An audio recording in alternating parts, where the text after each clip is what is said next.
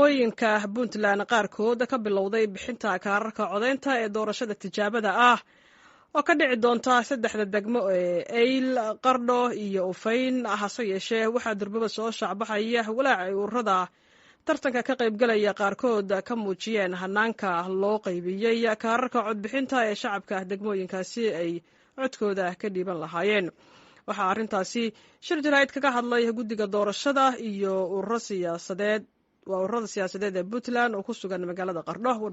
shir jaraa'id oo ay si wada jira magaalada Qardho ugu qabteen guddiga doorashooyinka, maamulka iyo laamaha gobolka Karkaar iyo madaxda urur siyaasadeedyada Puntland ayaa gudoomiyaha guddiga doorashooyinka kumeel gaarka ah ee Puntland Guuleed Saalax Bare waxa uu sharaxay qodobada ay isla qaateen, iyadoo urur siyaasadeedyadana uu ugu baaqay in laga feejignaado in qof kaarkiis uu ku codayn lahaa laga qaato, haddii ay dhacdana laamaha ammaanka lala socodsiiyo si tallaabo looga qaado.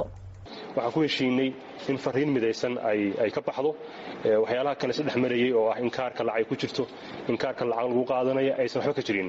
qofku kaarkiisa isaga iskale, lacag kuma jirto, lacag ku soo dhici mayso, lacagna ma gooyo, cod buu gooya iyo mustaqbalkiisa.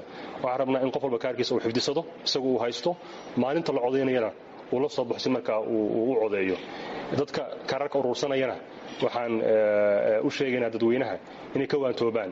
hadday jiraan dad waxaas caadaystana ay u soo gudbiyaan xogtooda xafiiska guddiga doorashooyinka. ilahay idinkiisa waxaan u gudbinaynaa laamaha amniga u gudbin doona hadduu ilahay yidhaahdo. qodobka labaadna waxaanu isla qaadanay in dhammaan ururada siyaasaddu amnigooda uu sugi doono laamaha amniga. sidii awalba aanu u sheegnay ururada, waxaan u gudbinay laamaha amniga jadwalka ay ku shaqayn doonaan ururada siyaasaddu, oo maalin walba ay ku caddahay urur walba maalinta uu leeyahay ololaha. taasna waxaa sugi doona amnigooda hadduu ilahay idmo hay-adaha booliiska ayaa sugi doona. iyadana waxaan isla qaadanay in sida ay ugu diyaargaroobaan ururadu goobo cayiman oo la isugu soo bixi doonana loo gudbin doono ururada. intaas ayuu ahaa shirka aan la galay ururada siyaasadda. dhinaca kale, qaar ka mid ah urur siyaasadeedyadii ka qayb galay shirkan jaraa'id ayaa iska fogeeyey eedeymahan. dhammaantaya way iswaraysanay.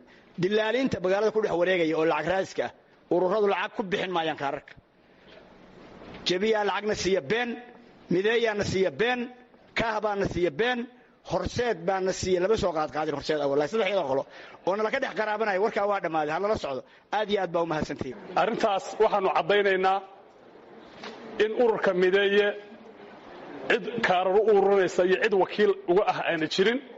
sidaa la ajligeed waxaa laysku afgartay, haddana aanu caddaynaynaa ummadda dhan, shacabka reer Puntland gaar ahaan degmada Qardho iyo inta hoos timaata u caddaynaynaa in qof wal kasta oo muwaadin ah uu xaq u leeyahay kaarkiisa inuu qaato, inuuna haysto xifdisto ilaa iyo maalinta laga codaynayo. guddiga doorashooyinka kumeel gaarka ah ee Puntland ayaa sheegay markii ay dhammeeyaan bixinta kaararka in 26 bishan aynu ku jiro ay bilaaban doonto ololaha urur siyaasadeedyada oo socon doona muddo bil ah. kadibna waxaa xigi doona doorasho hal maalin ah oo ka dhici doonta degmooyinka Ufayn, Qardho iyo Eyl.